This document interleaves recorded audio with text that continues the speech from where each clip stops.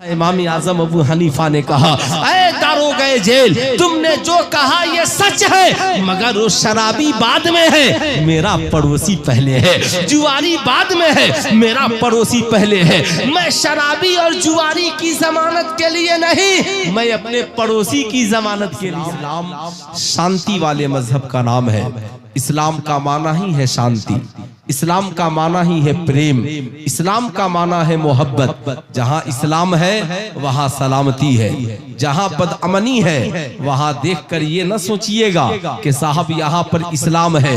कोई जरूरी नहीं जिसका नाम मुसलमान हो उसका किरदार भी मुसलमान हो, ये कोई जरूरी नहीं जिसका खानदान मुसलमान हो उसका करेक्टर भी मुसलमान हो, ये कोई जरूरी नहीं जो मुसलमानों के घर में पैदा हुआ उसकी जिंदगी में इस्लामिक माहौल भी हो। इसलिए साहब याद रखिएगा, इस्लाम पे जो अमल करता है शांति का पैगाम देता है, अमन का पैगाम देता है, भाईचारे का पैगाम देता है।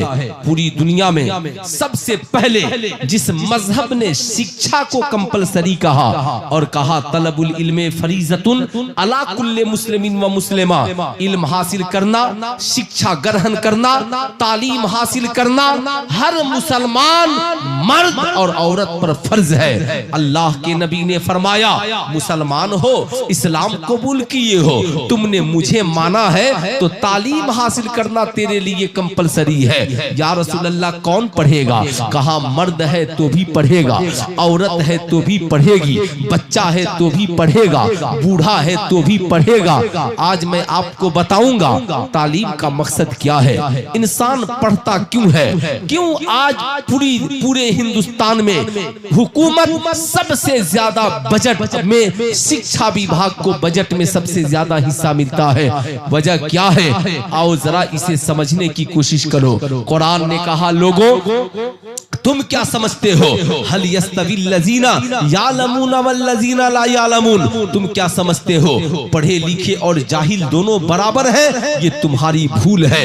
उतुल इल्म दर्जात, जो पढ़ेगा, शिक्षा ग्रहण करेगा, इल्म हासिल करेगा, उसके रुतबे को बढ़ा दिया जाएगा, उसके मकाम को बढ़ा दिया जाएगा, उसे सोसाइटी में अच्छी जगह मिलेगी, लोग इज्जत की निगाह से उसे देखेंगे।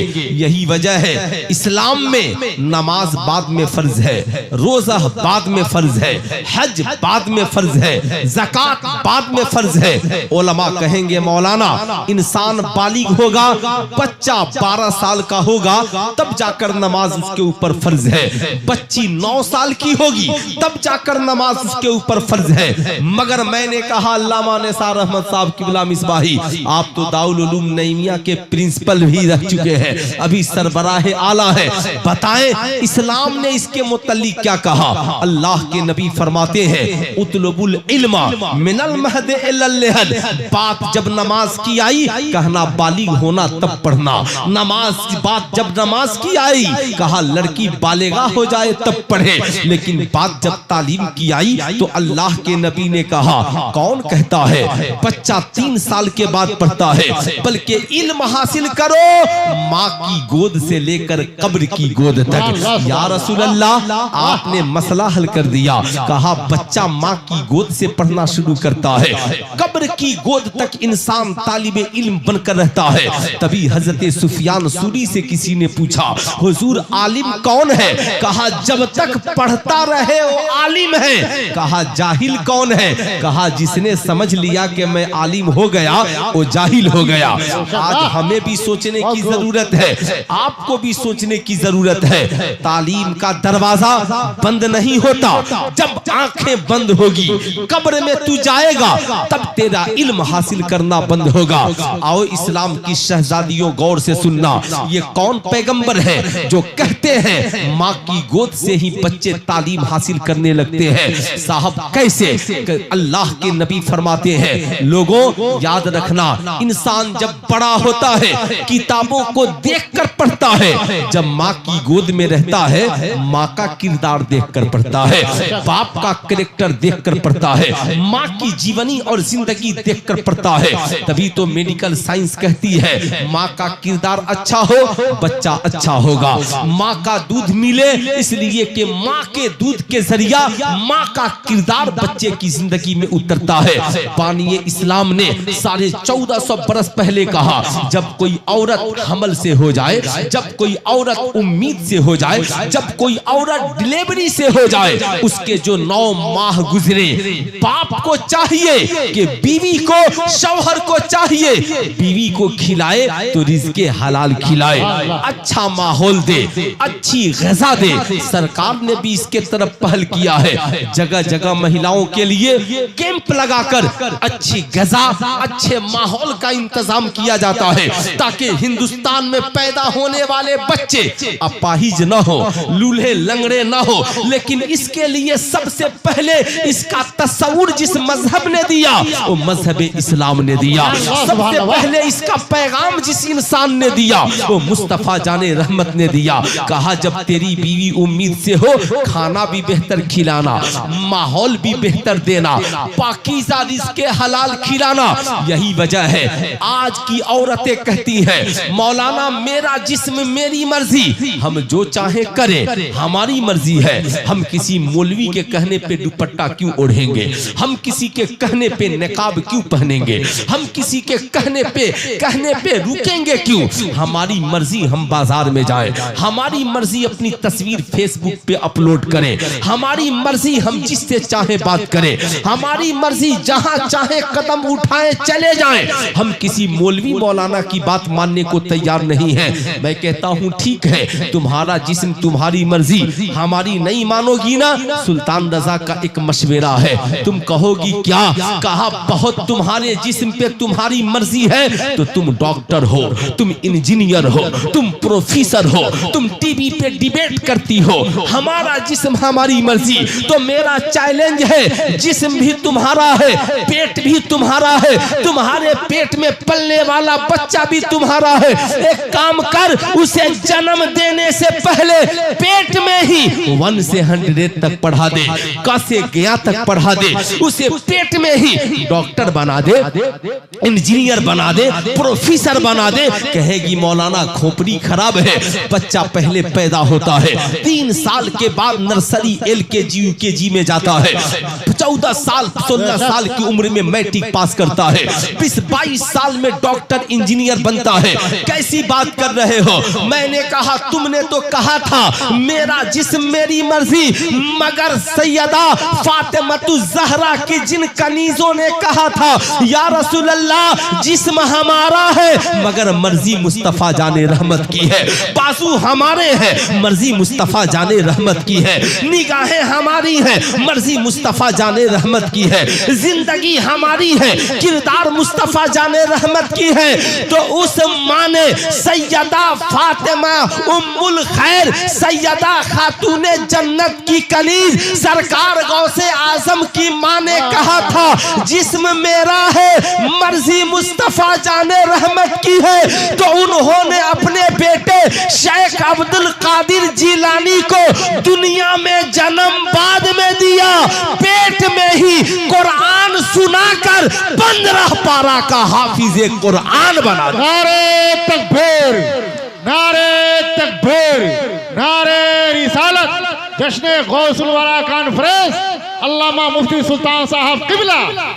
वाह वाह, सुभान अल्लाह, सुभान 15 पारा का हाफिज़े कुरान बना दिया। अब मेरी माओ बहनों सुनने की जरूरत है, पहले गौर से सुनना। सरकार गौसे आजम जब कुछ बड़े हुए तो उनकी वालदा लेकर चली मकतब में, मौलवी साहब के पास लेकर गई, हुजूर मेरे बच्चे को पढ़ा दिया जाए, बिस्मिल्लाह करा दिया जाए, तौज़ व तस्मिया पढ़ा दिया जाए। अल्लाह अल्लाह। सरकार बड़े पीर दस्तगीर पढ़ने के लिए पहुंचे। उस्ताद ने कहा शहजादे पढ़िए, औज़ु बिल्लाहि मिनश शैतानिर शैतानिर्रजीम बिस्मिल्लाहिर्रहमानिर्रहीम। सरकार बड़े पीर दस्तगीर पढ़ते जा रहे हैं। एक पारा पढ़ा, 2 पारा पढ़ा, 3 पारा पढ़ा, पढ़ते जा रहे हैं। उस्ताद ने कहा शहजादे इतनी कम उम्र में तुमने इतना कुरान कहाँ पढ़ा, किस मकतब में पढ़ते थे, किस उस्ताद की बारगाह में पढ़ते थे? सुनो सरकार बड़े पीर दस्तगीर का जवाब। कहा हुजूर मैं किसी मकतब से पढ़कर नहीं आया, मैं किसी मदरसे से पढ़कर नहीं आया। मैं जब अपनी माँ की पेट में था मेरी माँ रोजाना कुरान की तिलावत किया करती थी और मैं उसे सुनकर याद कर लिया करता था। इसलिए मेरी माओ बहनों आज के जलसे से पैगाम लेकर जा, तू 9 माह तेरा बेटा तेरी बेटी पेट में तेरे साथ सफर करती है। तू चाहे तो उसे गाना सुनाए, तू चाहे तो उसे फिल्म सुनाए, तू चाहे तो उसे ड्रामा सुनाए, तू चाहे तो उसे नाच सुनाए, तेरी मर्जी। तू चाहे तो उसे कुरान सुनाए, मगर याद रखना नाच सुनाएगी नाचने वाला बनेगा, गाना सुनाएगी गाने वाला बनेगा, वो भी फिल्में सुनाएगी फिल्म देखने वाला बनेगा। लेकिन जब तेरे पेट में बच्चा हो तो जब तू कुरान की तिलावत करेगी तो इंशाअल्लाह जन्म लेने के बाद गौसे आजम की तरह समाज को कुरान सुनाने वाला बनेगा। फैसला तुझे करना है, बनना कैसे है, बनाना कैसे है। आइए मैं आपको बताना चाहूंगा क्यों तुम तेरा बेटा जवान होता है तो तावीज के लिए दौड़ती है। शराबी हो गया है, मौलवी साहब तावीज लिख दीजिए शराब छूट जाए। जुआरी हो गया है, तावीज लिख दीजिए जुआ छूट जाए। सुल्तान रजा कहना चाहेगा तेरा बेटा जब छोटा ही होना तभी उसे इतना बाकिरदार बना दे ताकि बचपन में जान जाए शराब पीना हराम है, जना करना हराम है, जुआ खेलना हराम है, रिश्वत लेना हराम है, सूद खाना हराम है, बड़ों का अदब जरूरी है, माँ के कदमों के नीचे जन्नत है और बाप जन्नतुल फिरदौस का दरवाजा है। समाज में जीवित और जिंदा रहना मेरे लाल तो खाने से पहले पड़ोसियों का ख्याल रखना। या रसूल अल्लाह पड़ोसी कौन है? कहा सामने खड़े हो जाओ, 40 घर आगे, 40 घर पीछे, 40 घर दाएं, 40 घर बाएं बाएं, ये सब तेरे पड़ोसी है। या रसूल अल्लाह क्या सिर्फ मुसलमान ही पड़ोसी है? कहा ना ना ना। कहा क्या सिर्फ कलमा पढ़ने वाले ही पड़ोसी है? कहा ना ना ना। क्रिश्चियन हो तो भी पड़ोसी है, हिंदू हो तो भी पड़ोसी है, बैकवर्ड हो तो भी पड़ोसी है, फॉरवर्ड हो तो भी पड़ोसी है।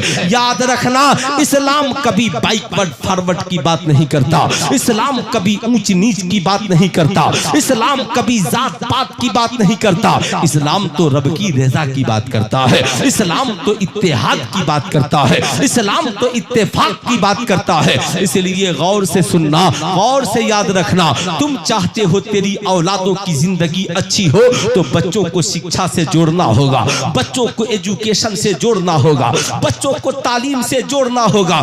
या रसूल अल्लाह तालीम का मकसद क्या है? कुरान कहता है तालीम का मकसद यही है, तालीम का मकसद यही है यो ज़क्कीकुम, ताकि तालीम के जरिया तुम्हारे दिलों को अच्छा बना दिया जाए, तुम्हारे किरदार को साफ सुथरा बना दिया जाए, तुम्हारे कैरेक्टर को अच्छा बना दिया जाए। अब जरा गौर से सुनिएगा साहिबो, जानना आपके लिए जरूरी है। आज हमारे हिंदू भाई भी आए हैं, मुसलमान भी आए हैं, उनके जहन में भी ये बात खटकती है, बात खटकती है। मदरसों में पढ़ाया क्या जाता है, कुरान में लिखा क्या है? क्योंकि आज सोशल मीडिया के जरिए इतना हंगामा खड़ा कर दिया गया है कि अभी 2-4 दिन पहले मैं लखनऊ के सफर पे था, सरकार गुलजार मिल्लत की सरपरस्ती में एक जलसे में जा रहा था। एक साहब हमारे सामने बैठे थे, हमारे हिंदू भाई, तो एक साहब ने फोन किया हजरत आप मक्का मदीना जिस टेबल से गए थे जरा बताइए मुझे, उनका नंबर दीजिए। उन्होंने सुना कि मक्का मदीना गए थे तो बड़ी दिलचस्पी से मुझसे बात करने लगे।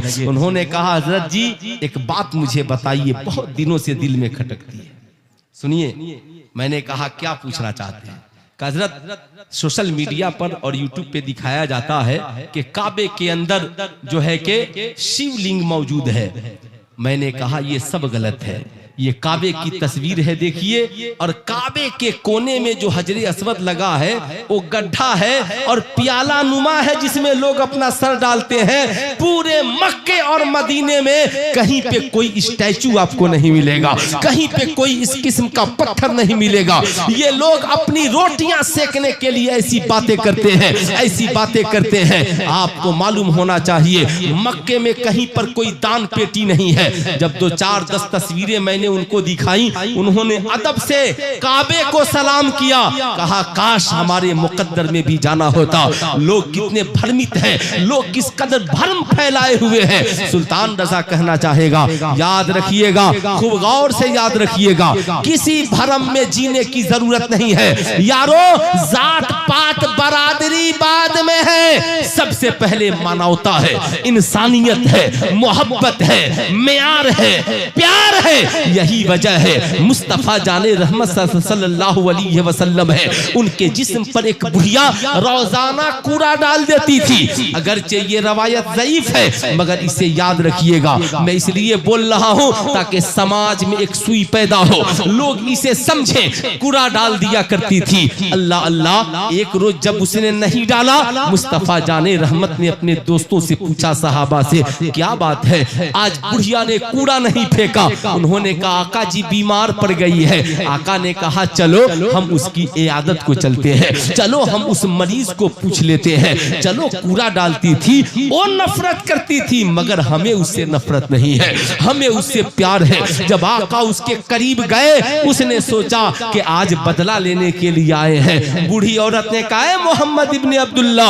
जब मैं तंदुरुस्त थी तो तू नहीं आया, आज मैं बीमार पड़ गई तो बदला लेने आ गया है। आका करीब मुस्कुराए और मुस्कुरा कर कहा, बूढ़ी माँ बदला लेने नहीं आया, मैं तो तेरा इलाज कराने के लिए आया हूँ, मैं तो तेरी मदद करने के लिए आया हूँ, मैं तो तेरी हिमायत करने के लिए आया हूँ। सुनो मेरी बात का बुरा ना मानना, जलसों में सिर्फ संस्कृत सुना देने से साहब समाज में बदलाव नहीं आएगा। जलसों में सिर्फ यजुर्वेद अथर्ववेद पढ़ देने से बदलाव नहीं आएगा। आप जहाँ पर रहते हैं, आपका हिंदू पड़ोसी हो, क्रिश्चियन पड़ोसी हो, ईसाई पड़ोसी हो, खाना खाने से पहले जरा एक बार उसे पूछ तो लीजिए। पानी पीने से पहले एक बार जरा उसे पूछ तो लीजिए। क्या अल्लाह के नबी ने नहीं कहा खाना खाने से पहले पड़ोसी को देख लेना, तुम खा रहे हो उसने खाया कि नहीं? कपड़ा पहनने से पहले पड़ोसी को देख लेना। तेरा पड़ोसी बीमार पड़ जाए तो उसकी जाके तबीयत पूछना। तेरा पड़ोसी कर्ज में डूब जाए तो उसकी मदद के लिए तैयार हो जाना। तेरा पड़ोसी बीमार पड़ जाए तो उसकी मदद करके अस्पताल तक ले जाना। एक बार ऐसा करके तो देखो। कब तक सोशल मीडिया पे लड़ते रहोगे? कब तक आपस में लड़ते रहोगे? लड़ो मत, किरदारे मुस्तफा को पेश करो ताकि जमाना तुझे देखे तो कहे जब नबी के गुलाम इतने अच्छे हैं तो मदीने वाले मुस्तफा जाने रहमत कितने अच्छे हो।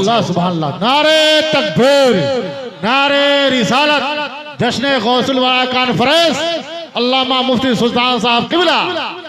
सुनो सुनो, तालीम का असर इमाम कौन बनता है? अल्लाह अल्लाह। साहब जितने आइम्मा हैं उनमें सबसे बड़े इमाम का नाम इमाम आजम अबू हनीफा है। ये चारों आइम्मा में सबसे बड़े इमाम हैं, हम सब उनके मुकल्लिद हैं। हमारे बड़े पेशवा हैं इमाम आजम अबू हनीफा। उनका एक पड़ोसी था, हिंदू था। मामला क्या था गौर से सुनिएगा। आज का कोई पड़ोसी एक गाली दे तो हमारी माँ बहन 10 गालियां देंगी। अगर साहब इनका तो मामला पूछिए मत।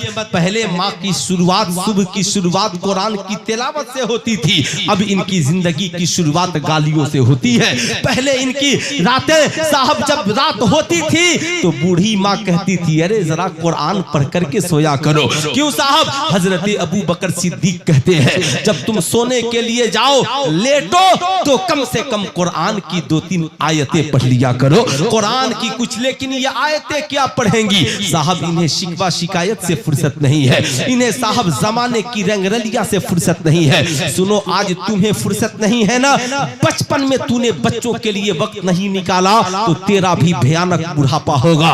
उस वक्त तेरी औलादें तेरी मदद को तैयार नहीं होंगी। गौर से सुनना, इमाम आजम अबू हनीफा का एक पड़ोसी है, हिंदू है, रोजाना शराब पी करके आता और खूब गालियां देता। इमाम आजम अबू हनीफा पूरी रात नमाज पढ़ते, जब वो गालियां देकर सो जाता, सुबह को फजर की नमाज पढ़ लेते तो बीवी से कहते, सुनो अपने बच्चों के लिए खाना बाद में बनाना, मेरा पड़ोसी चूंकि शराबी है, कमाता नहीं है, दिन भर शराब खाने में रहता है, तो एक काम करो, पहले तुम खाना उसके बच्चों के लिए भेज दो, कपड़ा उसके बच्चों के लिए भेज दो, ये सारी चीजें उसके बच्चों के लिए भेजो, फिर अपने घर का इंतजाम करना। अल्लाह अल्लाह, बहुत बड़ी बड़ी शख्सियतें यहाँ तशरीफ ले आई हैं। मौलाना फिरोज साहब बैठे हैं, मौलाना अबुल कलाम साहब हैं, मौलाना जुनेद साहब हैं। माशाअल्लाह स्टेज अहले इल्म से भरा हुआ है। अगर ये लोग है ना थोड़ा सा इधर उधर कर दे तो ऐसे कितने स्टेज पैदा हो जाएंगे, है ना। अच्छा है कि ये लोग करते नहीं है। बेशक माशाअल्लाह। मैं ये अर्ज कर रहा था, गौर से सुनना मेरे भाई, इमाम आजम अबू हनीफा की बीवी ने कहा, हुजूर आप भी एक तरफा मोहब्बत करते हैं, वो गालियां देता है, हर रात गालियां देता है, आप उसके बच्चों को खाना खिलाते हैं। कहा, मेरी शरीके हयात, वो मेरा हक नहीं जानता मगर मैं तो उसका हक जानता हूँ। आज लोग क्या कहते हैं, अरे साहब मेरा पड़ोसी पूछिए मत, बड़ा कमीना है, बड़ा जालिम है, कैसी बात कर रहे हैं। जबकि पूछिए इन उलमाए किराम से, साहब जब पड़ोसी के हुकूक का मुताला करेंगे, अल्लाह के नबी ने मना फरमाया, अगर कोई तुझसे तेरे पड़ोसी के बारे में पूछे तो उसके ऐब को बयान न करना, उसके ऐब की पर्दा पोशी करना। आज हमारी पोजीशन क्या है, पड़ोसन की बच्ची है ना, उसका रिश्ता होने न पाए, पड़ोसी का बच्चा है, उसका अच्छा जॉब नहीं लगने पाए, उसकी अच्छी बिल्डिंग न बनने पाए, मगर आओ इमाम आजम अबू हनीफा के करीब, कहा मेरा पड़ोसी है, वो मेरा हक नहीं जानता, मैं तो उसका हक जानता हूँ, इसलिए खाने से पहले उसे खिलाना है, पीने से पहले उसे पिलाना है, पहनने से पहले उसे पहनाना है। इमाम आजम अबू हनीफा दारुल क़ज़ा से वापिस आए, दारुल इफ्ता से वापिस आए, रात की तन्हाई है, नमाज पढ़ने के लिए खड़े हुए, थोड़ी देर के बाद शरीके हयात से पूछा, ऐ मेरी शरीके हयात क्या बात है, आज मेरे पड़ोसी के गाली देने की आवाज नहीं आ रही। बेशक बेशक। शरीके हयात ने कहा, हुजूर पुलिस वाले आए थे और शाम को पकड़ के लेकर चले गए, हम और आप होते तो कहते मौलाना फिरोज साहब बहुत अच्छा हुआ, बहुत स्मार्ट बनता था, बहुत आकर के बवाल काटता था, अच्छा हुआ कुछ दिन अंदर रहेगा ना, एकदम मिजाज उसका ठीक ठाक हो जाएगा, एकदम बिल्कुल प्लेन हो जाएगा। इमाम आजम अबू हनीफा सुने, आंखों में आंसू आ गए। किसके लिए रो रहे हैं मेरे इमाम? ये छोटे मोटे मौलवी साहब की बात नहीं, जो हम लोग मौलवी साहब हैं, हम लोगों की बात नहीं, वो इमाम आजम अबू हनीफा रो रहे हैं। बीवी ने पूछा, हुजूर क्यों रो रहे हैं? कहा, आह मेरा पड़ोसी न जाने जेल में किस हाल में होगा। कहा, हुजूर खाना खा लीजिए। कहा, नहीं खाऊंगा, मैं खा लूं, न जाने मेरे पड़ोसी ने जेल में खाना खाया कि नहीं खाया। पूरी रात भूखे प्यासे गुजर गई, फजर की नमाज पढ़कर दारोगा जेल के पास गए, देखा, कहा, हुजूर आप? कहा, हाँ मेरा पड़ोसी जेल में आ गया है। कहा, हुजूर मतलब? कहा, मैं उसकी जमानत के लिए आया हूँ। कहा, कौन है? कहा, फला है। कहा, हुजूर आप और उसकी जमानत कराएंगे? वो शराबी आप नमाजी, वो जुआरी आप नेकोकार, वो गुनाहगार, हुजूर आपका उसका कोई मामला नहीं है। जमाना सुनेगा तो क्या कहेगा? इमाम आजम अबू हनीफा उसकी जमानत करा रहे हैं, जो बदकिरदार है, शराबी है, जुआरी है। सुनना था इमाम आजम अबू हनीफा ने कहा, ऐ दारोगा जेल, तुमने जो कहा ये सच है, मगर वो शराबी बाद में है, मेरा पड़ोसी पहले है, जुआरी बाद में है, मेरा पड़ोसी पहले है। मैं शराबी और जुआरी की जमानत के लिए नहीं, मैं अपने पड़ोसी की जमानत के लिए आया। अल्लाह सुभान अल्लाह, वाह। पड़ोसी की जमानत के लिए। कहा हुजूर तो जमानत देंगे? कहा हाँ मैं देने के लिए तैयार हूँ। दौड़े दौड़े दारोगा जेल गया, चलो तेरी जमानत हो गई। अब शराबी की आंखों में आंसू आ गए, पड़ोसी रोने लगा। कहा मेरी जमानत कौन कराएगा? मेरी बीवी तो करा नहीं सकती, मेरे बच्चे तो करा नहीं सकते, मेरा कोई रिश्तेदार मुझसे खुश नहीं रहता, कौन है जो मेरी जमानत के लिए आएगा? उसने कहा पगले मुबारकबाद हो, तेरी जमानत वक्त के सबसे बड़े आलिम इमाम आजम अबू हनीफा कराने के लिए आए हैं। इतना सुनना था, उसके आंखों में आंसू आ गए। जेल से निकला, दौड़े दौड़े गया, कलाई थामी, बोसा दिया। कहा हुजूर हुजूर मैंने आप पे जुल्म किया, मैंने आपको गालियां दी, मैंने आपको बुरा भला कहा, मगर हुजूर आप गुस्सा होने के बजाय, रिश्ता तोड़ने के बजाय मुझे भी खिलाते रहे, मेरे बच्चों को भी खिलाते रहे। हुजूर मैं जेल में आ गया, आप मेरी जमानत के लिए आ गए,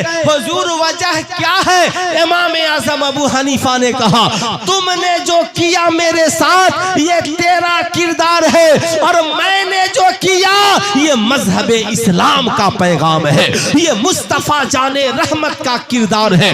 उसने कहा हुजूर जब आप इतने अच्छे हैं तो आपके नबी कितने अच्छे होंगे, मुझे कलमा पढ़ाइए और पढ़ाकर मुसलमान बना दीजिए। सुल्तान रजा कहना चाहेगा इस्लाम तलवार की जोर से नहीं फैला, इस्लाम तो बुजुर्गों के किरदार की बदौलत फैला है। इसलिए सिर्फ नारा लगाने से दिन जिंदा नहीं होगा, मस्जिदों के लंबे मीनारे बनाने से जिंदा नहीं होगा, बल्कि किरदार को ऊंचा करना होगा, इखलाक को आला करना होगा, कैरेक्टर को अच्छा बनाना होगा, खुद अच्छे माहौल में जीना होगा, जमाने को एहसास दिलाना होगा।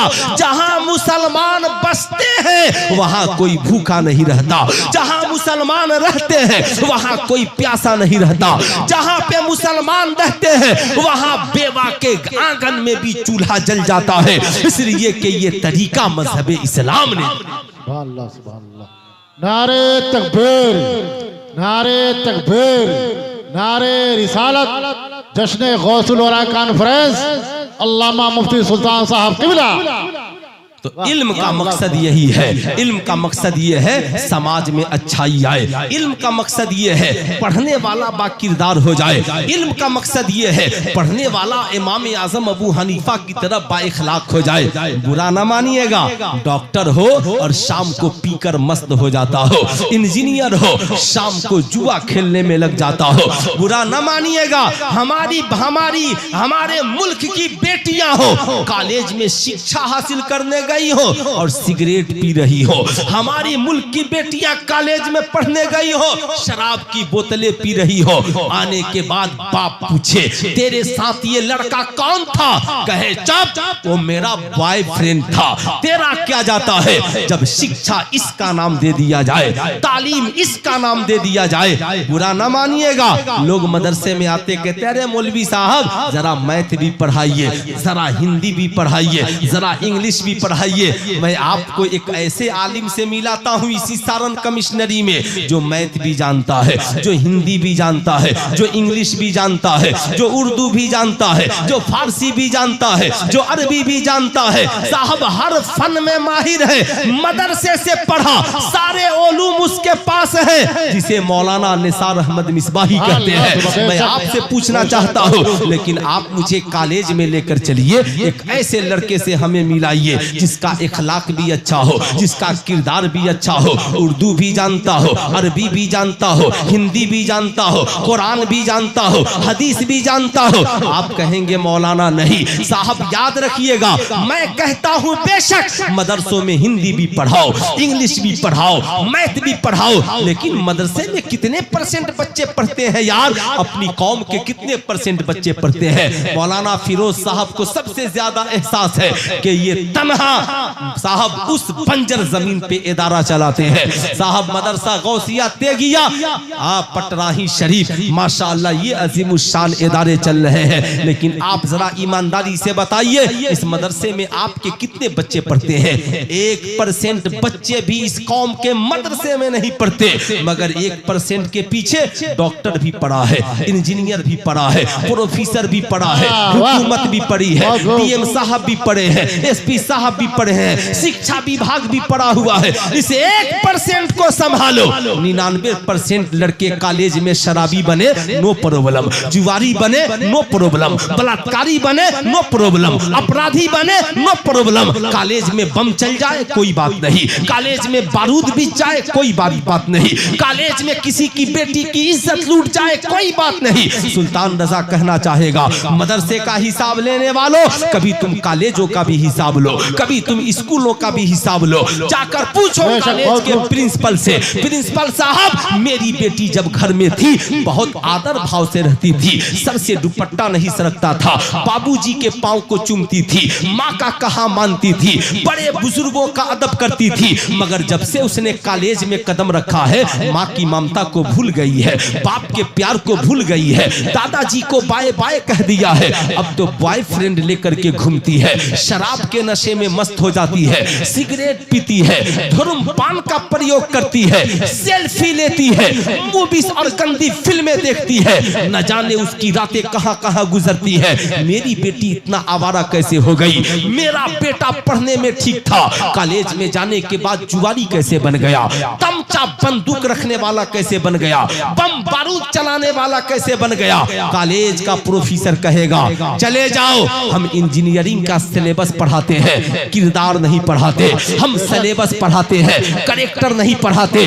मगर वही आपका बच्चा जब मदरसे में पढ़ने आता है तो सिलेबस भी पढ़कर जाता है, किरदारे मुस्तफा भी सीख कर जाता है, अखलाके मुस्तफा भी सीख करके जाता है। तनहा मदरसा गौसिया तेगिया का पढ़ने वाला एक हाफिज कुरान जब यहाँ से हाफिज बनकर जाता है तो आपकी जामे मस्जिद में खड़े होकर तकरीर करता है, ऐ बस्ती वालों शराब न पीना, ऐ बस्ती वालों जुआ न खेलना, ऐ कौम की बेटियों जना न करना, ऐ कौम के बच्चों माँ का अदब करना, माँ के कदमों के नीचे जन्नत है, बाप को न झिड़कना, तेरा बाप जन्नत का दरवाजा है, सूद न खाना, जना न करना, सुन झूठ न बोलना, चुगलखोरी न करना, अच्छा इंसान बन करके जीना। अब एक बच्चा मदरसा गौसिया तेगिया का पूरे गांव को बाअदब बना रहा है, दीन सिखा रहा है, मगर उसी गांव के 99% बेटे और बेटियां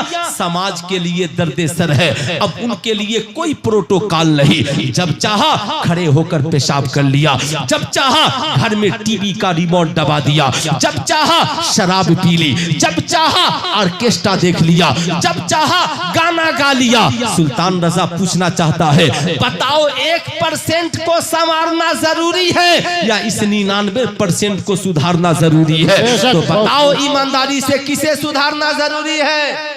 99% बोला लोग कुछ किसको सुधारना जरूरी है? 99%। जरा हाथ उठाकर बोलिए कितने परसेंट को सुधारना जरूरी है? 99%। मैं वो खतीब नहीं ऑपरेशन करके तड़पता हुआ छोड़ दूं, इसका इलाज भी लेकर जाइए, टेंशन लेने की जरूरत नहीं है।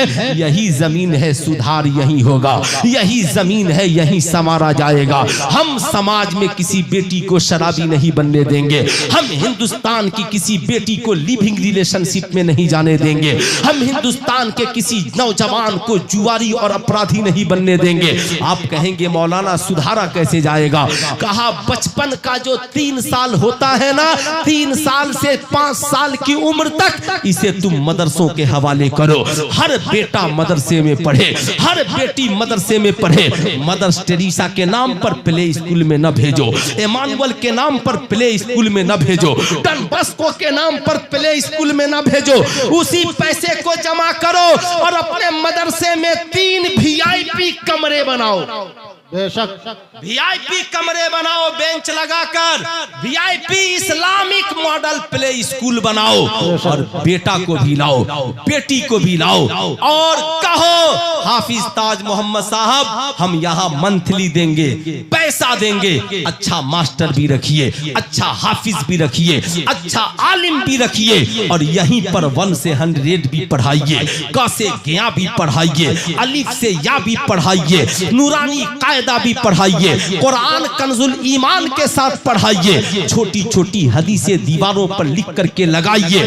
बचपन में ही इन बेटे और बेटियों को शराब की बोतल की तस्वीर बनाकर लिखिए, शराब पीना हराम है, जना करना हराम है, ताश के पत्तों को हाथ में लेकर के लिखिए वहां पर जुआ खेलना हराम है, माँ के कदमों के नीचे जन्नत है, बाप जन्नत का दरवाजा है, जहेज की सामान की तस्वीर लगाकर लिखिए, शादी ब्याह में जहेज मांगना हराम है। जब ये छोटे छोटे बच्चों के ज़हन में बचपन में ही ये सारी बातें बैठ जाएंगी, अब जब वो नर्सरी LKG UKG के साथ कुरान नाज़रा पढ़कर 1 में एडमिशन लेगा 6 साल की उम्र में, जब मैट्रिक करेगा, इंटर करेगा, BA करेगा, कॉलेज का कोई आवारा लड़का उससे कहेगा चलो आज शराब की पार्टी करते हैं, कहेगा ना ना ना, मैं स्कूल में आने से पहले मदरसे में पढ़ने गया था, वहां मौलवी साहब ने बताया था शराब पीना हराम है, मैं दूध तो पी सकता हूँ, मैं शरबत तो पी सकता हूँ, मैं पानी तो पी सकता हूँ, मैं पेप्सी कोको कोला तो पी सकता हूँ, लेकिन कभी शराब नहीं पी सकता, न मैं पी सकता, न मेरे कॉलेज के लड़के पी सकते हैं। कहेगा तुझे मेरी दोस्ती का वास्ता, कहना तू मेरा दोस्त बाद में है, मैं मुस्तफा जाने रहमत का गुलाम पहले हूँ, ना हम शराब पीने वाले हैं ना शराब पिलाने वाले। नारे तकबीर, नारे तकबीर, नारे रिसालत, जश्न गौसुल वरा कॉन्फ्रेंस, अल्लामा मुफ्ती सुल्तान साहब किबला। तेरा दोस्त कहेगा एक वक्त की बात है, एक घोट की बात है, एक जाम की बात है, कहना ना ना ना, शराब पीने से अक्ल खत्म हो जाती है, शराबी भूल जाता है माँ कौन है, बहन कौन है, भाई कौन है और सगाई कौन है, अच्छा क्या है बुरा क्या है। इसलिए शराब तमाम बुराइयों की जड़ है, कभी शराब के करीब ना जाना। कहेगा क्यों, कहा किसी का मर्डर करना हो लोग शराब पिला देते हैं, माज़अल्लाह किसी बहन की किसी बेटी की इज्जत लूटनी हो उसका बॉयफ्रेंड नशीली शराब भरी गोलियां पिला देता है। सुल्तान रजा कहना चाहेगा याद रखना, तुम चाहते हो कि तेरी दुनिया भी बची रहे और तेरी इज्जत भी बची रहे, तो तेरे पास नबी के किरदार के अलावा कोई रास्ता नहीं है, नबी की सीरत के अलावा कोई रास्ता नहीं है। इसलिए मदरसों में मुतालबा करने वालों के सब ये पढ़ाई होनी चाहिए, कॉलेजों में भी मुतालबा करो। आप इंजीनियर बनाओ सही है, आप डॉक्टर बनाओ सही है, आप कल्पना चावला को पढ़ाते हो सही है, आप सुनीता विलियम को पढ़ाते हो ठीक है, आप गांधी जी को पढ़ाते हो ठीक है, आप भीमराव अंबेडकर को पढ़ाते हो ठीक है, सबकी जीवनी पढ़ाओ, मगर सबसे पहले जिसकी जिंदगी को पढ़कर बेटियां भी नेक हो जाएं, बेटे भी नेक हो जाएं, उस मुस्तफा जाने रहमत की जीवनी और जिंदगी को। नारे तकबीर, नारे रिसालत, जश्न गौसुल वरा कॉन्फ्रेंस, अल्लामा मुफ्ती सुल्तान साहब किबला। वाह सुभान अल्लाह, सुभान अल्लाह। क्या कोई बाप चाहेगा उसका बेटा शराब पिए? अरे बोलिए, कोई बाप चाहेगा उसका बेटा शराब पिए? कोई माँ चाहेगी उसका बेटा शराब पिए? कोई माँ चाहेगी उसकी बेटी घर से भाग जाए? कोई बाप चाहेगा उसकी बेटी घर से भाग जाए? कितने नौजवान हैं जो अपने माँ बाप की मोहब्बत में आज वादा करें कि इंशाअल्लाह हम जिंदगी में कभी शराब नहीं पिएंगे। कितने नौजवान हैं जरा हाथ उठाएं तो, जो इंशाअल्लाह जिंदगी में कभी शराब नहीं पिएंगे। माशाअल्लाह माशाअल्लाह। साहब याद रखिएगा, शराब मुक्त भारत होना चाहिए। शराबियों की जुल्म की वजह से भारत में न जाने कई लाख तलाकें हुई। आज कितनी औरतें इस खौफ में जीती हैं, मेरा शौहर शराब पीकर आएगा माज़अल्लाह तो न जाने कितने जुल्म करेगा, कितने जुल्म सितम के पहाड़ तोड़ेगा। किसी शराबी की बीवी से पूछना, हर वक्त सहमी रहती है, मेरा शौहर न जाने कब शराब के नशे में हाथ चला दे। इस्लाम के शहजादों, सोसाइटी को अच्छा बनाओ, माहौल को अच्छा बनाओ। जो तालीम तुझे बुराई के तरफ ले जाए वो तालीम तेरे लिए जहमत है, और जो तालीम तुझे अच्छाई के तरफ ले जाए वो तालीम तेरे लिए रहमत ही रहमत है, रहमत ही रहमत है। तालीम का मकसद अच्छा है। बेटा बाबू खैरियत से है? माशाअल्लाह। जाओ जाओ, लगता है जरूरत हो गई है ना। माशाअल्लाह, जाने दीजिए जाने दीजिए। आएगा आएगा फिर अच्छा एक बात बताइए ईमानदारी से, बुरा न मानिएगा, बुरा न मानिएगा। आज हम जहां पर जीवित हैं, जहां पर जिंदा हैं, सोचे जब बेटी कॉलेज को जाती है ना, तो चाहे हिंदू हो या मुसलमान, रात की तन्हाई में हर बाप अपनी, हर शौहर अपनी बीवी से कहता है बेटी का कॉलेज में एडमिशन तो करा दिया है, लेकिन देखो अब इज्जत रहती है कि चली जाती है। ये दर्द की बात है। मां कहती है फिक्र न करो मेरी बेटी वैसी नहीं है, कहता है न पढ़ाऊं तो शादी नहीं होगी, अब पढ़ाने को भेजूं तो कब इज्जत खतरे में पड़ जाए कोई नहीं जानता। अब सवाल ये उठता है कि आपके पास इसका क्या प्रोटोकॉल है? आप अपनी बेटी की इज्जत की हिफाजत के लिए कितना तत्पर हैं? आपने कभी अपनी बेटियों को बताया, ओ भारत की बेटियों, तुम चाहे हिंदू हो या मुसलमान हो, मैं बेटी की बात कर रहा हूं।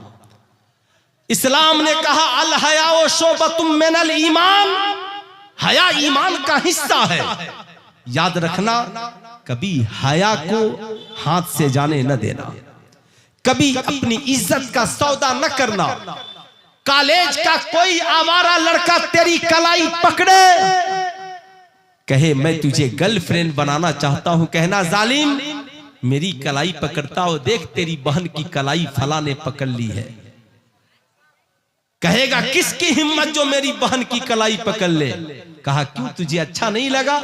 कहा मेरी बहन की कलाई कोई पकड़ ले हाथ तोड़ दूंगा। कहना जालिम जब तेरी बहन की कलाई कोई पकड़ ले तो तुझे अच्छा नहीं लगता, ऐसे ही अगर तू मेरी कलाई पकड़ेगा तो मेरे भाई को भी अच्छा नहीं लगेगा, मेरी माँ को भी अच्छा नहीं लगेगा, मेरे बाप को भी अच्छा नहीं लगेगा। इसलिए याद रखना भारत की बेटियों, कॉलेज पढ़ने के लिए जा रही हो जाओ, स्कूल में पढ़ने के लिए जा रही हो जाओ, मगर याद रखना तेरे कदमों के नीचे तेरे बाप की भी इज्जत है, तेरे कदमों के नीचे तेरी माँ की भी इज्जत है। कभी जिंदगी में किसी लड़के को दाखिल करने से पहले सोच लेना कि जब हम माँ की इज्जत की हिफाजत नहीं कर सकते तो आगे चलकर हम अपनी औलाद की इज्जत की हिफाजत कैसे कर सकते हैं। इसलिए शहजादियों याद रखना, ओ भारत की बेटियों और शहजादियों, अपने कदम को किसी के स्कॉर्पियो बोलेरो और दौलत देखकर डगमगाने की कोशिश न करना, बगैर शादी के किसी लड़के के बंधन में बंधने की कोशिश न करना, किसी का गिफ्ट लेने की कोशिश न करना।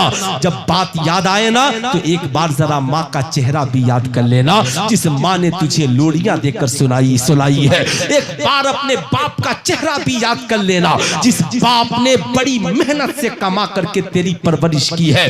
याद रखना बेटियों, खूब याद रखना, ये जवानी चंद रोजा है। याद रखना जवानी चंद रोजा है, ये हुस्न जमाल ढल जाएगा, तू भागकर किसी के साथ चली जाएगी, हो सकता है, लेकिन याद रखना जब फिर तेरी औलादें होंगी और तेरी औलादों के सामने कोई कह देगा तेरी माँ ने भागकर शादी रचाई थी, तो बता उस दिन बच्चों के सामने कौन सा चेहरा लेकर जाओ?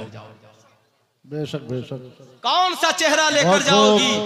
कहीं ऐसा ना हो तेरी एक गलती की सजा तेरी आने वाली नस्लों को भुगतनी पड़े।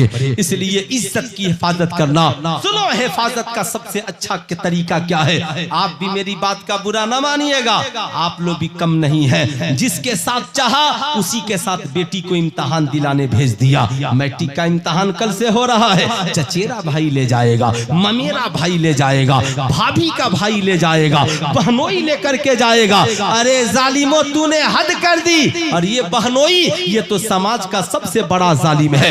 ये तो समझता है साली मेरी विरासत है, तूने अभी प्रोटोकॉल जाना नहीं है। सुन, इस्लाम कहता है जैसे तेरी बहन बहन है वैसे ही तेरी बीवी की बहन भी बहन है। बेशक, बहुत खूब, बहुत खूब। बीवी की बहन भी बहन है, इसलिए उस पे कभी गंदी नजरें न डालना, उससे कभी गंदी बातें न करना, उससे नाजायज ताल्लुकात कायम न करना। इस्लाम ने इसे मना फरमाया। इस्लाम ने इसीलिए कहा कि तेरी बेटी जाएगी, सबके साथ नहीं जाएगी, उसके साथ जाएगी जिससे उसका निकाह हराम है। अगर तुझे भेजना इम्तिहान दिलाने तो बताओ, बेटी पैदा तूने किया है तो बेटी की अगर इज्जत जाएगी तो किसकी जाएगी? माँ बाप की जाएगी ना। मुकद्दमा लिखाने कौन जाएगा? तुम जाओगे। तो आज जब बेटी इम्तिहान देने जा रही है तो किराए पे दामाद को बुलाने की जरूरत नहीं है, किराए पे बहू के भाई को बुलाने की जरूरत नहीं है, किराए पे समाज के किसी रिश्तेदार को बुलाने की जरूरत नहीं है। अरे तू माँ है तो लेके जा, तू बाप है तो लेकर के जा, तू अपने साथ लेकर के जा ताकि बेटी की हिफाजत हो। सुनो, इस्लाम का तरीका क्या है? मुस्तफा जाने रहमत सल्लल्लाहु अलैहि वसल्लम तशरीफ फरमा है। हम सब की अम्मी जान हजरत उम्मे सलमा भी बैठी है, हजरत मैमूना भी बैठी हैं। गौर से सुनना, ये हम सब की माँ है, वो माएँ जिनकी पाकीज़गी के बारे में क्या कहना। हजरत अब्दुल्ला इब्ने मक्तूम नाबीना अंधे साहबी रसूल हैं, चले आ रहे हैं। आका करीम की नजर पड़ी, कहा बीवियों घर के अंदर चली जाओ। उम्मे सलमा ने कहा हुजूर क्यों? कहा अब्दुल्ला इब्ने मक्तूम आ रहे हैं। उन्होंने कहा हुजूर अब्दुल्ला इब्ने मक्तूम को दिखाई नहीं देता, वो नाबीना है। सुनो मेरे आका ने क्या कहा? कहा बात सच है, अब्दुल्ला इब्ने मक्तूम अंधे हैं मगर तुम तो अंधी नहीं हो। क्या कहा? तुम तो अंधी नहीं हो। जैसे मर्द के लिए औरत का देखना ठीक नहीं, ऐसे ही औरत के लिए भी मर्द का देखना ठीक नहीं है। इसलिए शहजादियों, फेसबुक पे तस्वीरें अपलोड न करना, व्हाट्सएप पे तस्वीरें न डालना, साहब किसी के गिफ्ट को कबूल न करना। याद रखना, अपनी इज्जत की हिफाजत करना। तभी तो सलाहुद्दीन अय्यूबी फातह मिस्र बने, और फातह मिस्र बन करके जब गए मिस्र तो वहां पर यहूदियों ने उनकी ताजीम और इस्तकबाल के लिए फूलों के सेज बिछा दिया, राह में फूलों को बिछा दिया, दोनों तरफ से लड़कियों को खड़ा कर दिया। सलाहुद्दीन अय्यूबी ठहर गए, तलवार जमीन पे नस्ब करते हैं और कहते हैं लोगों तुमने फूलों को क्यों बिछाया? कहा सलाहुद्दीन अय्यूबी आपके इस्तकबाल में, आपकी ताजीम के लिए। कहा सलाहुद्दीन अय्यूबी फूलों को मसलने नहीं आया, फूलों की हिफाजत करने के लिए आया है। ऐ कौम भारत के नौजवानों, आज के जलसे से तुझे वादा करके जाना है। एक नौजवान आका की बारगाह में पहुंचा, माज़अल्लाह अर्ज करता है या रसूल अल्लाह जना की इजाजत चाहिए। इतना सुनना था, सहाबा नाराज हो गए। आका ने कहा ठहरो, इंसान गलत नहीं था, गलत माहौल ने इसे गलत बना दिया है, गलत लोगों ने इसे गलत बना दिया है, ठहरो। आका ने करीब बुलाया, उसके सीने पे हाथ को रखा और रख करके कहा बता तू क्या कह रहा था? कहा फला की बेटी के साथ जना करना चाहता हूँ। आका ने कहा जो काम तू फला की बहन के साथ करना चाहता है, क्या तू ये काम अपनी बहन के साथ कर सकता है? इतना सुनना था, जमीन कांप गई, उसका कलेजा दहल गया। कहा हुजूर मैं माफी का तलबगार हूँ, ये काम अपनी बहन के साथ नहीं कर सकता। सुनो आका ने क्या कहा, ऐ नौजवान जो काम तू अपनी बहन के साथ नहीं कर सकता, ये काम दूसरे की बहन के साथ कैसे कर सकता है? इसलिए सुन, जैसे तेरी बहन बहन है वैसे ही दूसरे की बहन भी बहन है, जैसे जैसे तू अपनी बहन की इज्जत की हिफाजत करता है, वैसे ही आज के बाद दूसरों की बहू बेटियों की भी इज्जत की हिफाजत करना। ऐ मेरी कौम के नौजवानों, ऐ भारत के दयालु नौजवानों, सुनो, आज के बाद कॉलेज जाना, ट्यूशन सेंटर जाना, बाजार में जाना, किसी की बेटियों पे निगाह न डालना, निगाहें नीची रखना। दूसरा निगाह डाले तो उसकी इज्जत की हिफाजत करने वाला बन जाना। तभी तो डॉक्टर इकबाल ने कहा, ओ अंधेरा ही भला था कि कदम राह पर थे, रोशनी लाई है मंजिल से बहुत दूर हमें। बताओ कितने नौजवान हो जो आज के जलसे में वादा करते हो कि हम आज के बाद भारत के बहू बेटियों की इज्जत की हिफाजत करेंगे? कितने नौजवान हैं, जरा हाथ उठाए तो। माशाअल्लाह सारे करेंगे, बहुत नेक लोग हैं। इरादा तो कम से कम कीजिए, इंशाअल्लाह नेकी का इरादा करना नेकी है, लेकिन बदी का इरादा करना बदी नहीं है जब तक के गुनाह नहीं कर ले। इसलिए नेकी का इरादा कीजिए। हिंदू हैं या मुसलमान, आप सब हाथ उठाकर बोलिए कि इंशाअल्लाह हम लोग अपनी भी बेटियों की इज्जत की हिफाजत करेंगे और भारत की हर बेटी की इज्जत की हिफाजत करेंगे। जरा हाथ उठा करके बताइए कितने लोग करेंगे? माशाअल्लाह सारे लोग करेंगे, बड़े अच्छे लोग हैं। इसलिए आज लोग कहते हैं जलसा कराने से क्या होता है। मैं कहूंगा इन मदरसों को आप मजबूत कीजिए, इन्हें कमजोर न कीजिए। आज लोग कहते हैं अजीब अजब तरह की बातें करते हैं। मैं आपसे पूछना चाहता हूँ, बुरा न मानिएगा, समाज में डॉक्टर बहुत हैं, इंजीनियर बहुत हैं। एक साहब से मेरा हो गया, समझे, कभी कभी हो ही जाता है। मैंने कहा कि साहब बहुत बिहारियों से चिढ़ते हो, अगर बिहारी नहीं होते तो भारत आजाद नहीं होता। बेशक नहीं होता, भारत आजाद नहीं होता। कहा वहां साहब क्यों? मैंने कहा जब गांधी जी को कोई नहीं पूछा और किसी ने जमीन नहीं दी, देखिएगा हिंदुस्तान का मुस्तकबिल खतरे में है, लेकिन पूरे हिंदुस्तानियों को सिर्फ गुजरातियों से लड़ना पड़ेगा इस मुल्क को आजाद कराने के लिए, है ना। आप भी कभी जाकर, मैं जामनगर गया हूँ, रिलायंस इंडस्ट्रीज देखा हूँ, मैंने वहां से पोरबंदर का सफर किया है, मैंने समंदर का किनारा भी देखा है। इसलिए कि मैं भी फकीर हूँ, झोला उठाऊंगा, समंदर में बैठूंगा, ऐसी जगह चला जाऊंगा कि कोई तलाश भी नहीं पाएगा। मिल जाइएगा, समझ रहे? ऐसी जगह चला जाऊंगा, कोई तलाश नहीं पाएगा। मुल्क कहां जा रहा है? क्यों खामोश हो? क्यों हमारे बच्चे रोजी रोटी नहीं करे? पूरे भारत में रिलायंस का ही पेट्रोल पंप चलेगा, पूरे भारत में जियो का ही पेट्रोल पंप चलेगा, पूरे भारत में इन्हीं का मॉल खुलेगा, पूरे भारत में यही कारोबार करेंगे। और हमारे जो छोटे छोटे भाई जगह जगह पे छोटी छोटी दुकानें खोले हैं, ये ताला बंद करके इनकी गुलामी करेंगे। क्या इसी के लिए भगत सिंह कुर्बान हुए थे? क्या इसी के लिए सुभाष चंद्र बोस कुर्बान हुए थे? अगर इसी के लिए हुए थे तो आपको मुबारक हो। हम अल्लामा फजले हक खैराबादी वाले हैं, शहादत का जाम तो पी सकते हैं, मगर साविरकर की तरह हम किसी को माफीनामा नहीं लिख सकते हैं। इसलिए याद रखिएगा, आने वाला दिन बहुत खतरनाक है। आपको जागना पड़ेगा, जागना नहीं जागिएगा अंजाम ठीक नहीं होगा।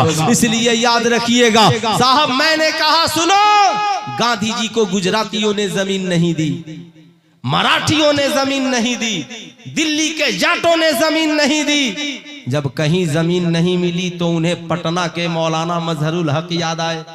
बेशक बेशक। अफ्रीका में साथ में पढ़ते थे, फोन किया, मौलाना जी कहाँ हैं? कहा पटना में हूँ। कहा मुल्क के हालात ठीक नहीं है, मिलजुल के मुल्क को आजाद कराना होगा, मुल्क गुलाम हो गया है। कहा ठीक है आजाद कराएंगे।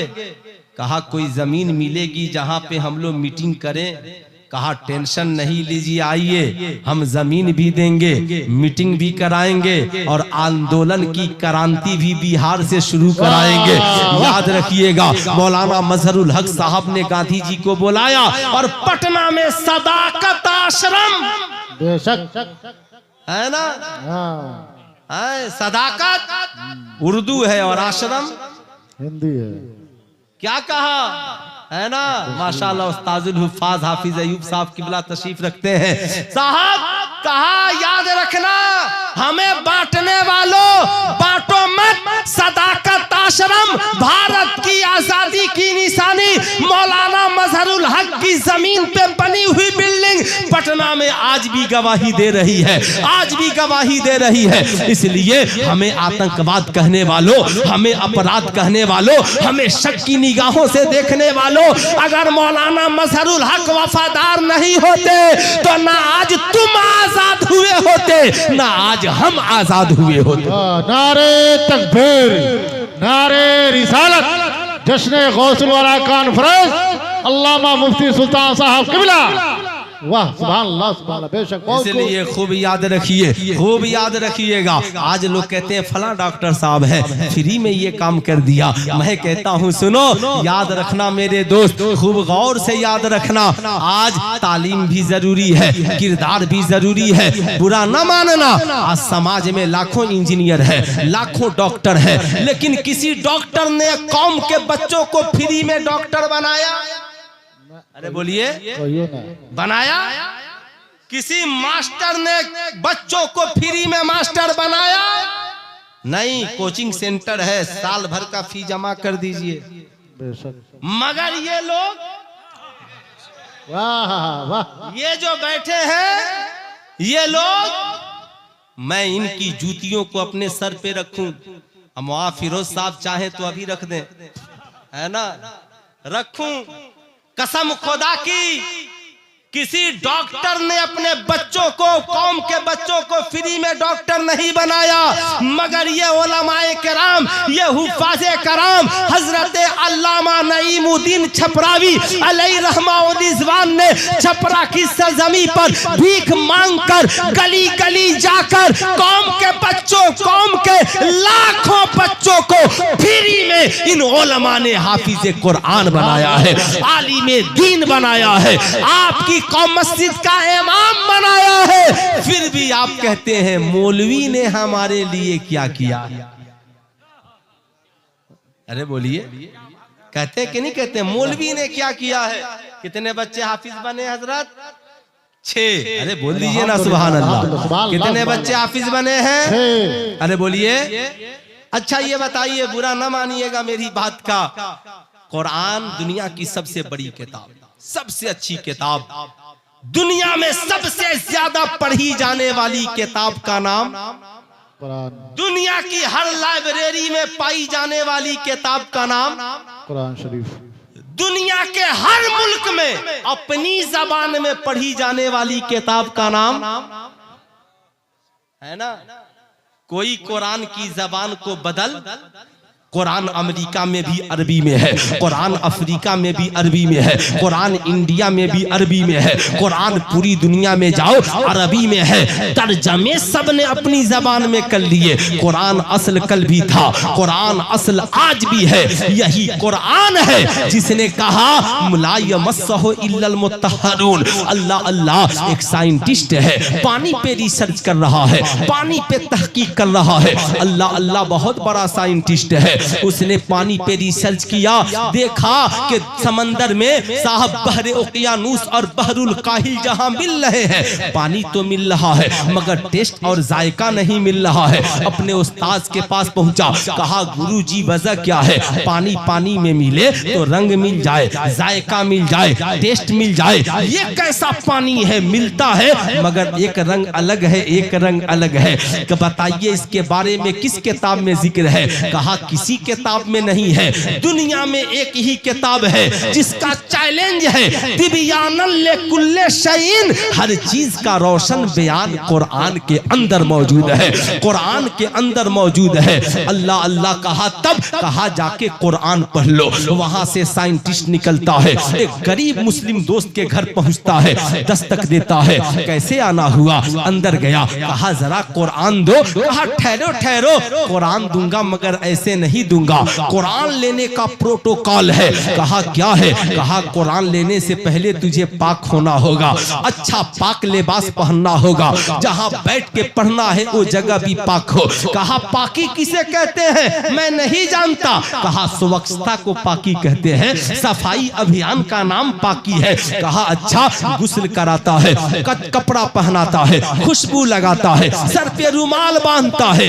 कपड़ा यहाँ पे जानेमाज बिछा कर बैठाता है, फिर जाकर कुरान लेकर आता है। दोस्त ने देखा, कहा दोस्त ठहर जा, कुरान बाद में देना, कलमा पहले पढ़ा दे। सुभान अल्लाह, सुभान अल्लाह, वाह सुभान अल्लाह, सुभान अल्लाह, कलमा पहले पढ़ा दे। कहा क्यों? कहा दुनिया में ये पहली किताब है, हर किताब पढ़ने के बाद कामयाबी मिलती है, ये पहली किताब है जिसे देखा नहीं, जिसे छुआ नहीं, जिसे सुना नहीं, जिसे पढ़ा नहीं, मगर उसने जिस्म को अच्छा बना दिया, लिबास को अच्छा बना दिया, निगाहों को पाकीज़ा बना दिया। जो कुरान पढ़े बगैर जिस्म को पाकीज़ा बना दे, वो पढ़ने के बाद पूरी जिंदगी को पाकीज़ा बना। नारे तकबीर, नारे रिसालत, जश्न गौसुल वरा कॉन्फ्रेंस, अल्लामा मुफ्ती सुल्तान साहब किबला, वाह सुभान अल्लाह, सुभान अब जिस अल्लाह। कुरान ने कहा बिल वालिदैन इहसाना, माँ बाप के साथ एहसान करो, जिस कुरान ने कहा, कुरान ने ला तकरबुज ज़िना, कभी जना के करीब ना जाना, जिस कुरान ने कहा इन्नमल मुमिनूना इख्वा, हर ईमान वाले आपस में भाई भाई है, जिस नबी ने कहा जो अपने लिए पसंद करो अपने भाई के लिए पसंद करो, जिस नबी ने कहा बड़ों का अदब छोटों से प्यार करो, जिस नबी ने कहा समाज को अच्छा बनाओ, ईमानदारी से बताओ उस कुरान की तालीम के लिए हम लोग कितना पैसा खर्च करते हैं?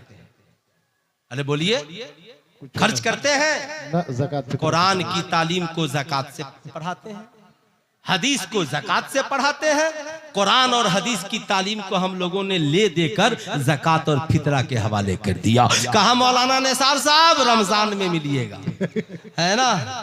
मुआफिरो साहब याद है ना, 15 रमजान के बाद आइएगा, बहुत जल्दी आ जाते हैं। रमजान में मैं एक बार सिवान में कपड़ा खरीदने गया, हजरत बहुत जल्दी आ गए, जाइए बाद में आइएगा। मैं बोला मैं चंदा करने नहीं आया, मैं कपड़ा खरीदने आया। बहुत टेंशन है। मैं जहाँ स्कूल में पढ़ाता हूँ तो एक बार जनगणना में ड्यूटी लग गई है, मजबूरी है, नाम कटवाना पड़ता है। तो जब मैं गया जनगणना करने तो ऊपर से एक औरत ने कहा मौली साहब जाइए, घर में कोई नहीं है, कल आइएगा। समझ रहे हैं बात ना? बड़ी दिक्कत है। वो बेचारी समझ गई मौली साहब चंदा ही देने के लिए आए।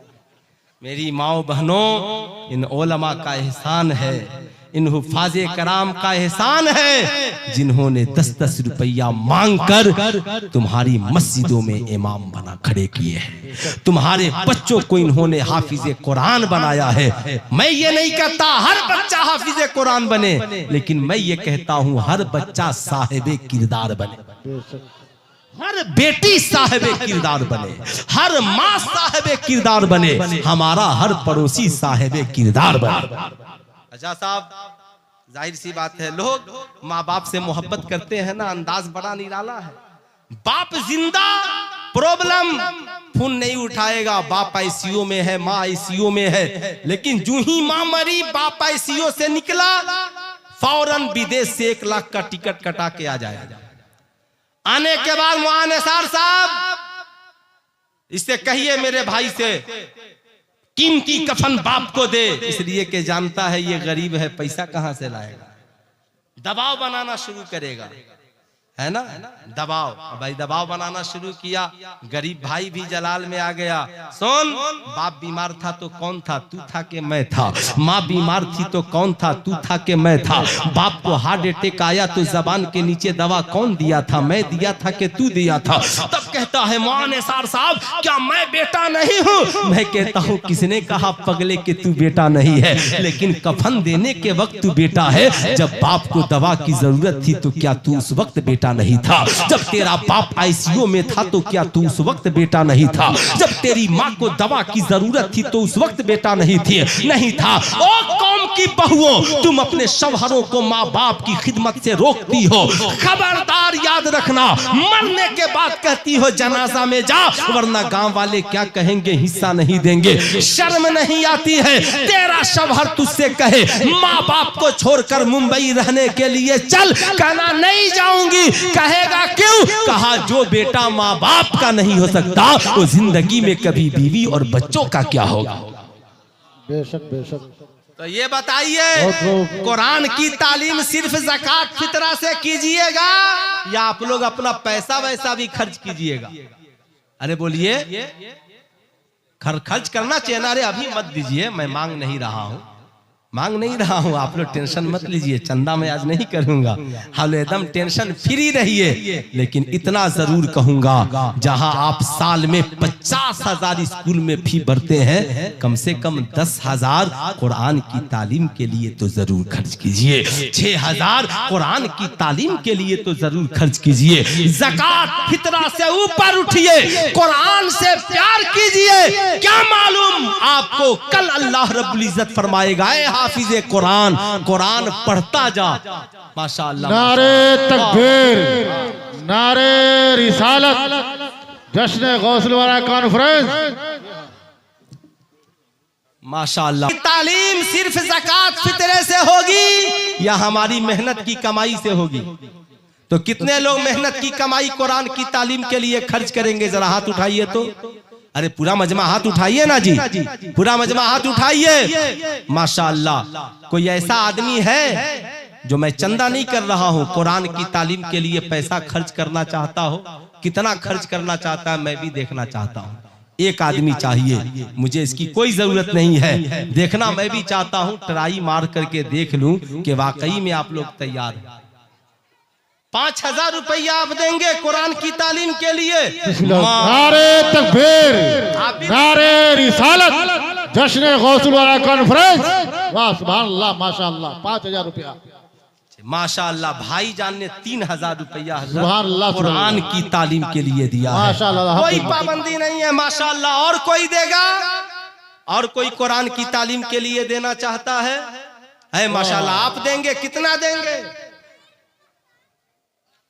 10। नारे तकबीर, नारे रिसालत, जश्न गौसुल कॉन्फ्रेंस। वाह सुभान अल्लाह, सुभान अल्लाह, माशाअल्लाह, माशाअल्लाह, माशाअल्लाह। जब आप लोग जैसे नेक लोग मैदान में आ गए ना, फिर अल्लामा रूहुल अमीन साहब किबला जैसे भारत में सैकड़ों खतीब जन्म लेंगे। सुभान अल्लाह, सुभान अल्लाह। माशाअल्लाह। जमीरुद्दीन अंसारी साहब के लिए माशाअल्लाह ने 1,200 रुपया कुरान की तालीम के लिए दिया।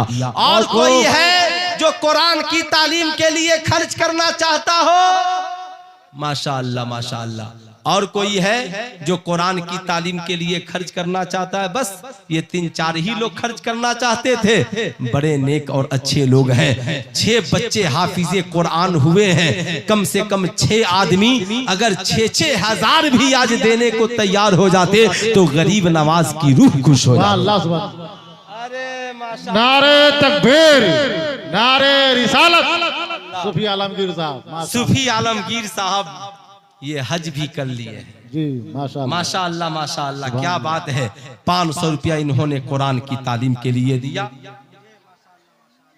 चंदा करने के लिए नहीं कहा गया था और मैं चंदा करने के मूड में भी नहीं हूँ। एक भाई ने 10,000, एक भाई ने 5,000, एक भाई ने 3,000, और कोई देना चाहता हो तो माशाल्लाह मौलाना निसार साहब के पास है ना, जमा कर सकते हैं, दे सकते हैं। बड़े बावफा बड़े अच्छे लोग हैं। लेकिन सुनिए आजकल लोगों का मिजाज, हाँ बेटा इधर इधर इधर, माशाल्लाह माशाल्लाह बड़े नेक लोग हैं। जो भी देना चाहते हैं आप दे दीजिएगा, है ना, फुटकर कौड़ी वगैरह नहीं, ठीक ठाक से दीजिएगा ताकि मेयार बरकरार रहे, है ना।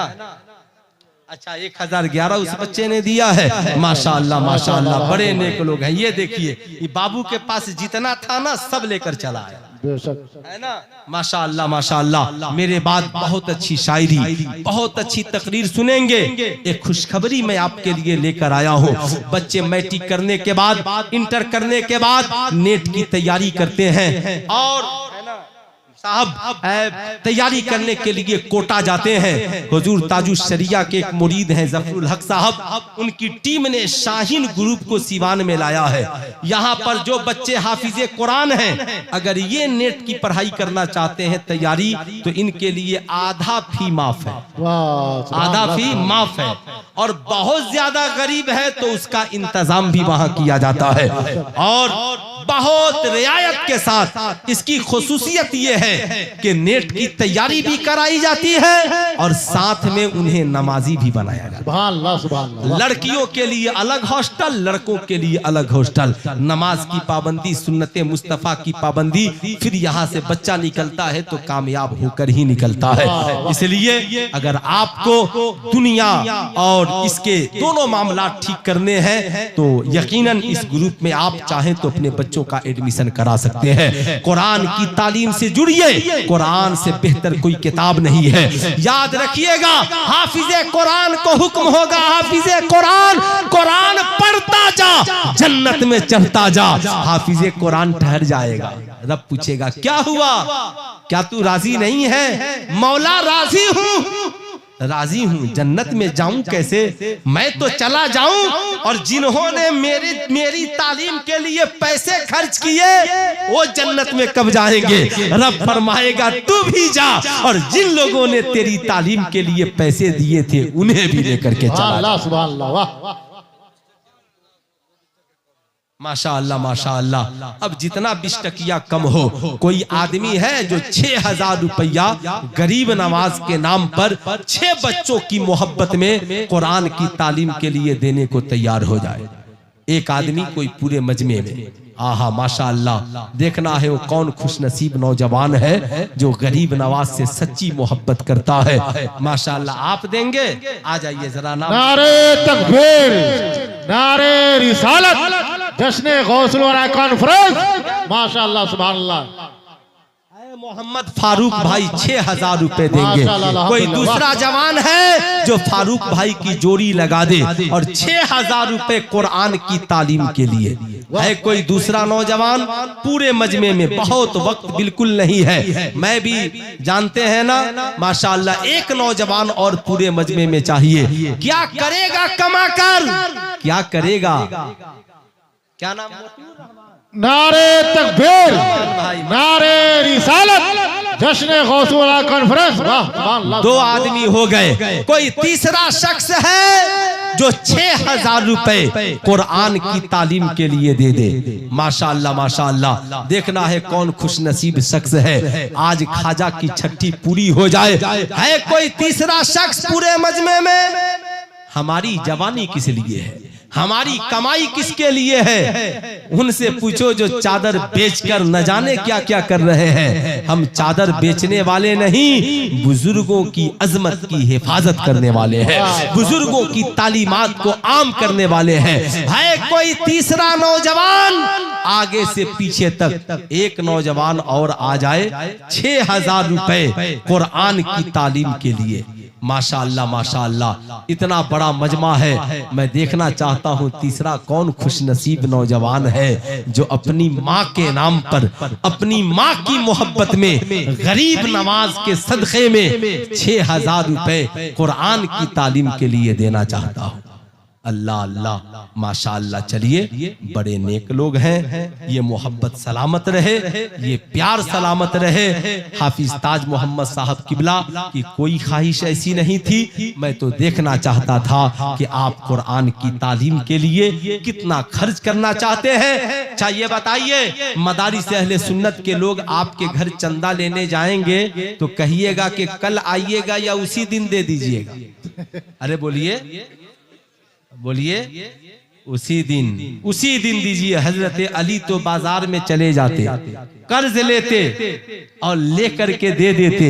मौला साइल तूने भेजा है, मैंने तेरे नाम पे सौदा कर लिया है, देना मेरा काम था, अदा करा देना तेरा, करा देना तेरा काम है। ये है दामन, ये है गरीबा, आओ मिलकर काम करें। मौसम का मुंह तकते रहना काम नहीं दीवाने का। पूरा मजमा मिलकर पढ़िए, अस्तगफिरुल्लाह रब्बी मिन कुल्ली ज़ंबी व अतूबु इलैहि। आवाज़ बुलंद पढ़िए, ला इलाहा